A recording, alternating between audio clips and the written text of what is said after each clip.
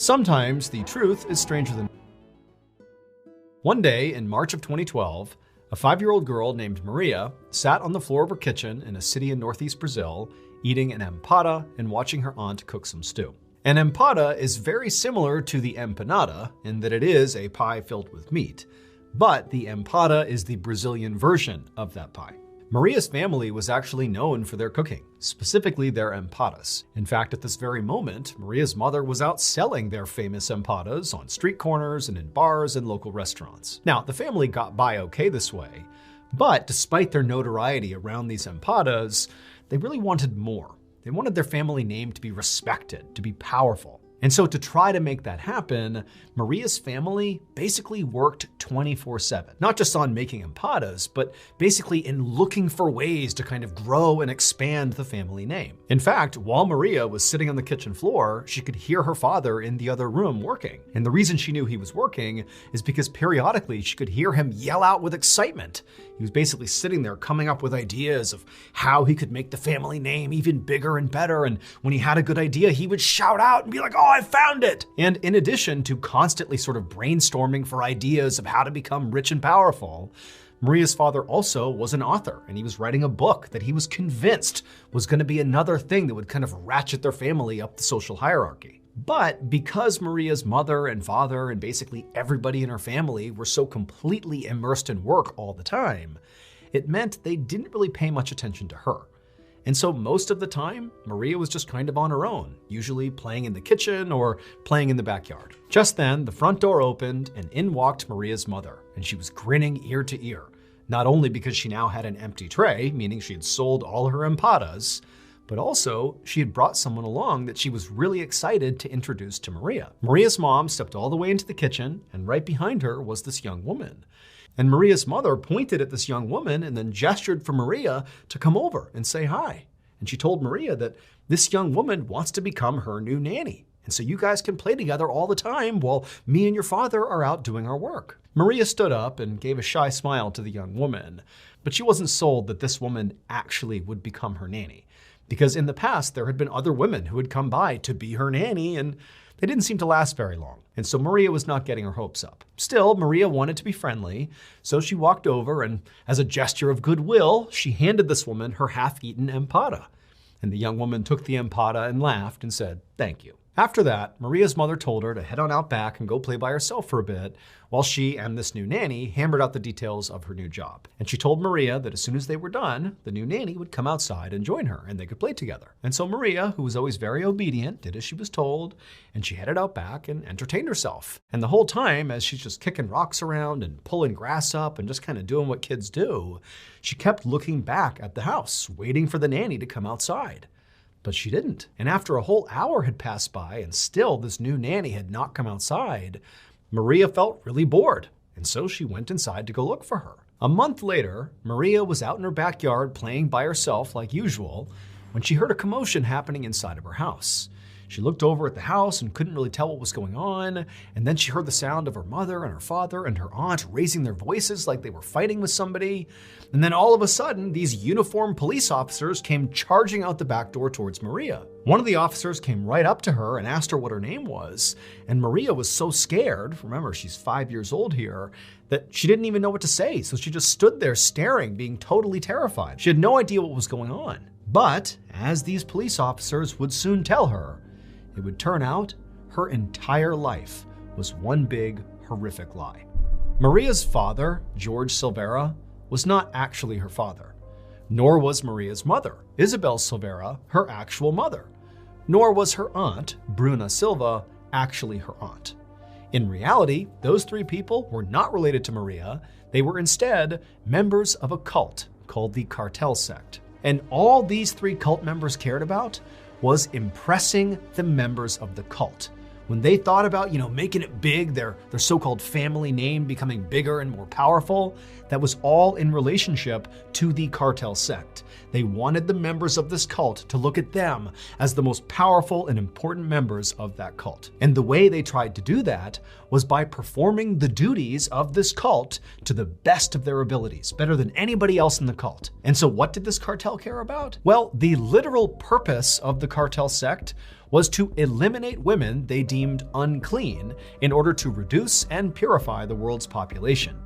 And Maria's family, the mother, the father, and the aunt, had become very well versed at doing this. All those nannies that came around to see Maria, well, the reason they kept vanishing is because shortly after the mother, the father, and the aunt introduced them to Maria and said, "Oh, she's going to be your new nanny," they would shoo Maria out into the backyard, and then they would murder the nanny because this person had been deemed unclean.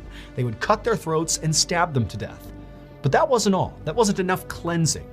After they murdered these women, they would then butcher them and stuff the human meat into their famous empadas and sell them to the people in town. They literally were feeding people in this city human meat. But the cult and the cannibalism and the murders were not actually the biggest shock of this story.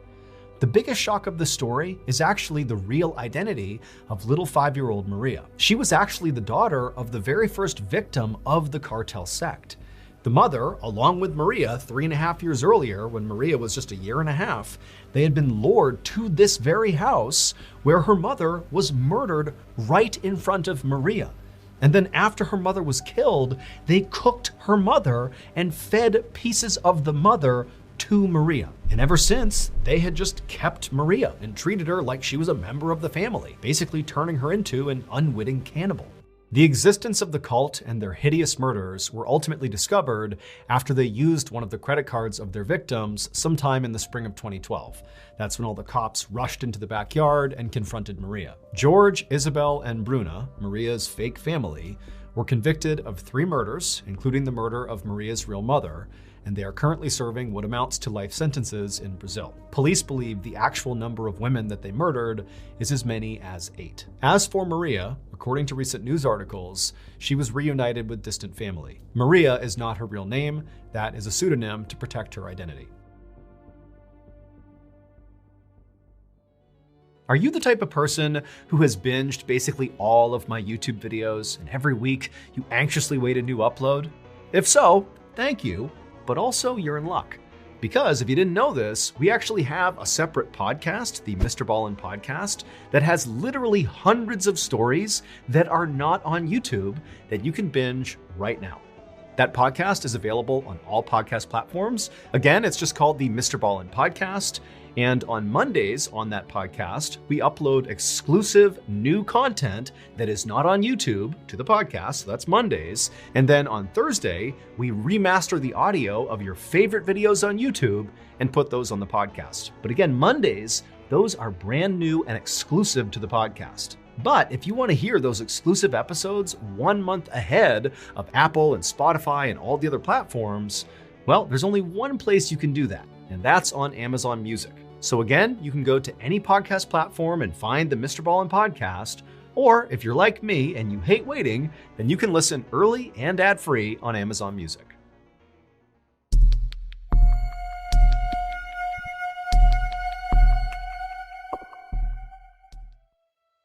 On January 23rd, 1989, a mother was cooking dinner in her home in Rochester, New York, when her 11-year-old daughter came into the kitchen.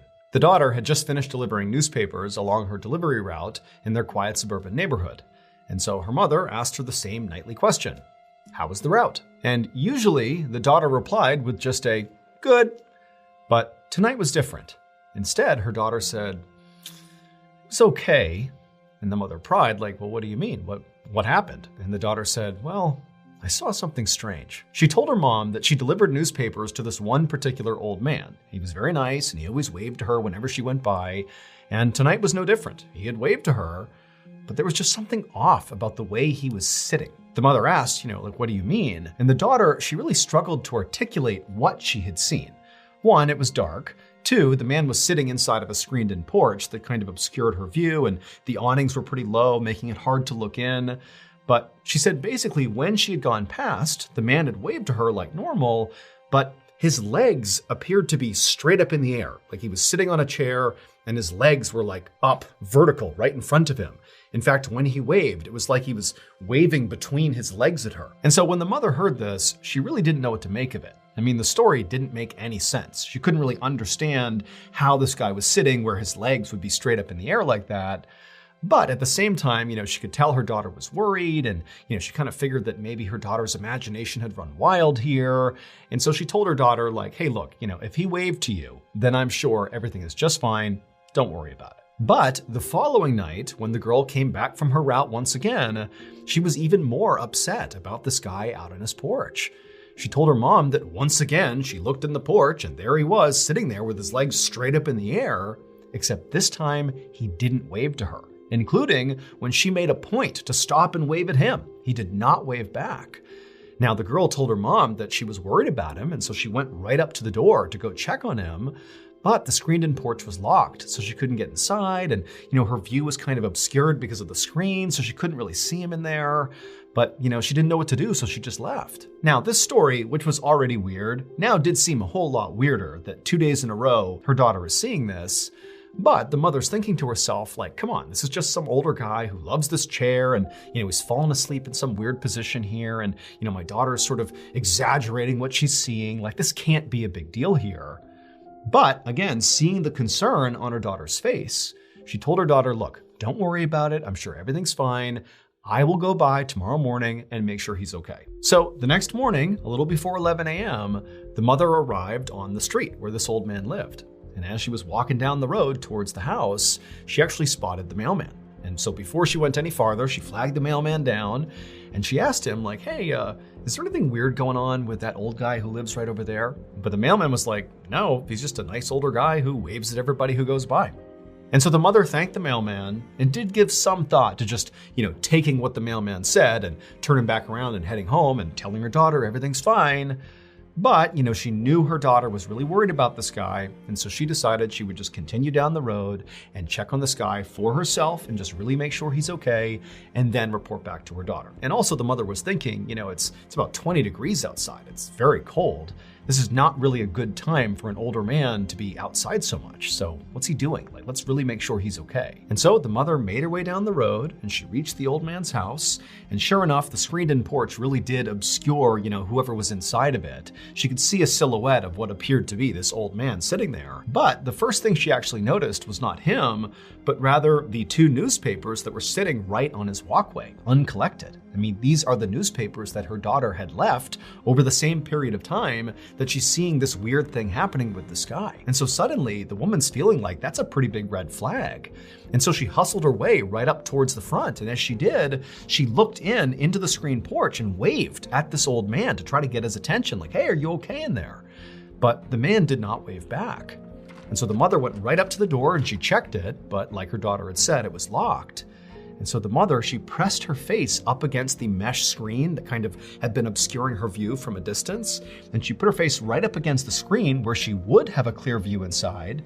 And when she did, and she saw the old man who was in fact right there, and he did in fact have his legs up, when she saw him, she realized what was actually going on. And the second she did, she jumped back, turned around, and ran away to go call the police. It would turn out the old man who lived there, whose name was Robert Ham, and he was 73 years old, he was not just eccentric and sitting weirdly on his front porch. Instead, on January 23rd, right before that little girl had come home and told her mother that this man had been acting strangely, on that evening, Robert had come out onto his screened-in porch, and for whatever reason, he had attempted to sit down on this trash can that was out there on the porch. But the lid didn't hold. And so Robert fell butt first into this trash can, folding him up into this V position where his legs were straight up in front of him. And Robert was too weak to get himself out of the trash can.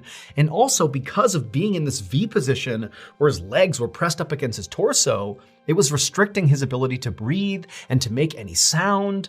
And so all he could do in this position was just wave at passerby, hoping they would see he was in trouble and go help him. But unfortunately, nobody could really tell what he was doing, including the little girl on the paper route. They just thought there was this guy sitting in his porch in this weird position, waving to people, when in reality, he was dying. And so unfortunately, because nobody came to his aid, Robert did die. He would die of a heart attack, and in fact, by the time that little girl's mother arrived at his house and put her face up against the screen, Robert was already dead.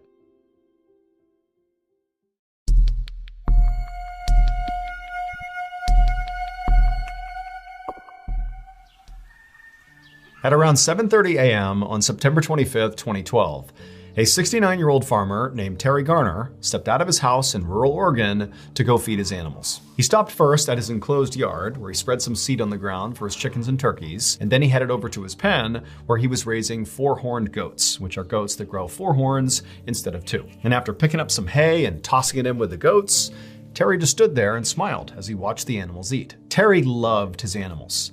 He actually had previously been a butcher for most of his life.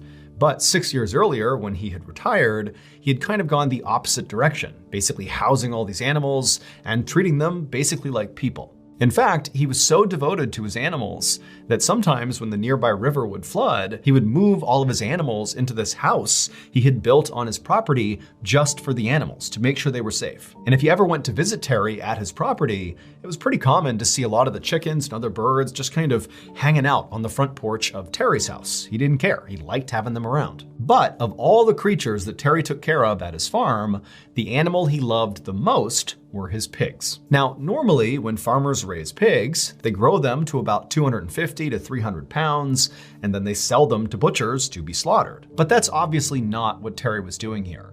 He loved these pigs so much that he basically just fed them anytime they were hungry, and they were hungry all the time, which meant his pigs sometimes grew to be like 700 pounds, and at no point was Terry gonna sell those pigs. He just wanted his pigs to live their best life. So on this morning, after he was done feeding his chickens and turkeys and the goats, he grabbed a whole bunch of food and began making his way over to his beloved pigs.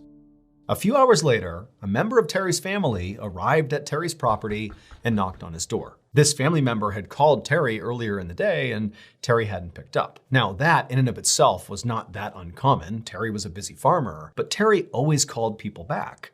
And so far he hadn't. And so this family member was here just to check on him and make sure he was okay. And so after a few minutes, when Terry did not come to the door, the family member grew more concerned about Terry and decided they would just walk the whole property and just go find Terry and see what he was doing. And so the family member left the porch and walked all around the property. They saw where the chickens and turkeys were, they saw the goats, they saw the pigs, but that was it. All they saw were animals. Terry was nowhere to be found. It was like he was gone. And so the family member was just about to turn around and head back to Terry's house to see if, maybe he really wasn't there, when suddenly something caught their eye in the pig pen. Now, at first, what they were looking at just seemed impossible. Like, how could that be there? That doesn't make any sense. But when the family member walked over and got a closer look, they knew for sure what they were looking at. And as soon as that truth sunk in, they turned, ran to the house, and called the police. It would turn out, earlier that morning, when Terry had walked into the pig pen to feed his beloved enormous pigs, somehow or another, he had wound up on the ground.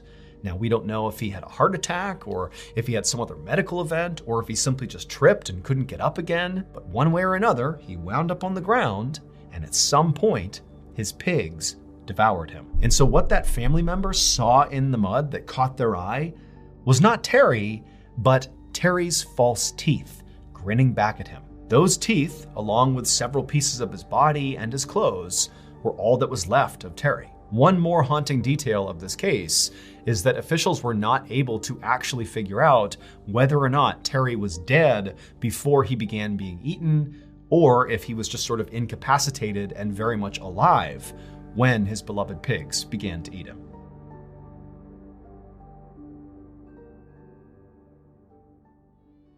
As many of you may already know, by far the most popular series that I do on our YouTube channel is the Top 3 Places You Can't Go and People Who Went There Anyways series. So we're going to continue to do that series periodically on YouTube like we have for years. But because this series is so in demand, we are also going to begin telling these stories in a brand new format, audio. Right now, you can head over to the Mr.Ballen podcast on any podcast platform to find one of these exclusive episodes. The way you find them is you look in the title of the episode, and if it says "You Can't" at the front of the episode, that is this type of content. And so right now, there's an episode that's live, and periodically we're going to populate more "You Can't" style episodes on that podcast. The only reason we are not full sending this You Can't series on audio as a standalone show is because we need to gauge the interest on audio before we kind of ramp that up. That's why you're seeing kind of periodic uploads. So if you really want to hear more of this stuff, Go listen to that You Can't episode and tune in each time we tell you there are You Can't episodes available. And if there's lots of demand, you'll see more You Can't style episodes, which again are very, very similar to the top 3 places you can't go and people who went there anyways. So right now, go over to Mr. Ballen Podcast and have a listen to the first You Can't episode. Enjoy.